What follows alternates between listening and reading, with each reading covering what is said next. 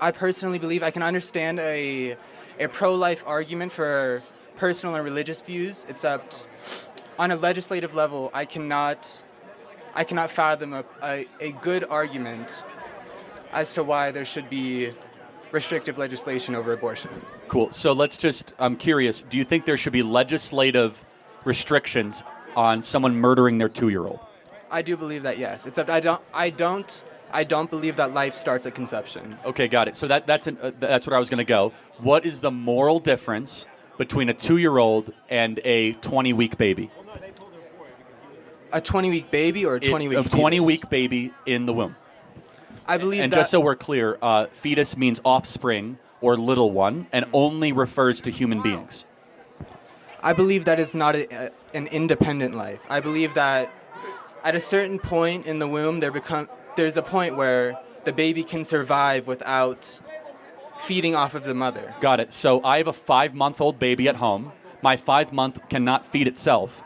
I'm sorry?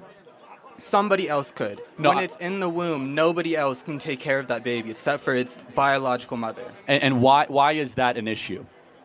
It's not an independent life. But it is independent because its own DNA, right?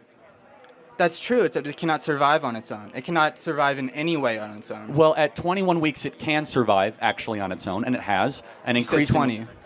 Right, so 20 or 21 weeks, our technology is allowing it to happen. Okay. But why is viability worth? For example, if someone gets in a car accident and cannot survive without a ventilator, should they be able to just pull the plug? They can't survive on their own.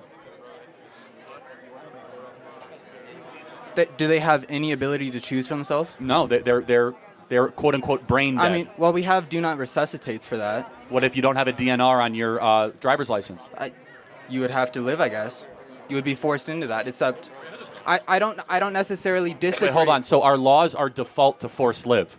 So then why would our laws not be default to forced live for a 10-week baby or a 15-week baby? I don't think there's any independence. There is no freedom of a fetus or a baby. What do you mean by freedom? It cannot survive on its own. Right, but again, my 5-month-old cannot survive on its own. I keep on going back to that. Surviving on its own is a non-medical technical term. And so let's go back to at 8 weeks old, you have brain waves. At 6 weeks, you have heartbeat. At 10 weeks, they can feel pain. At what point is that not a human being?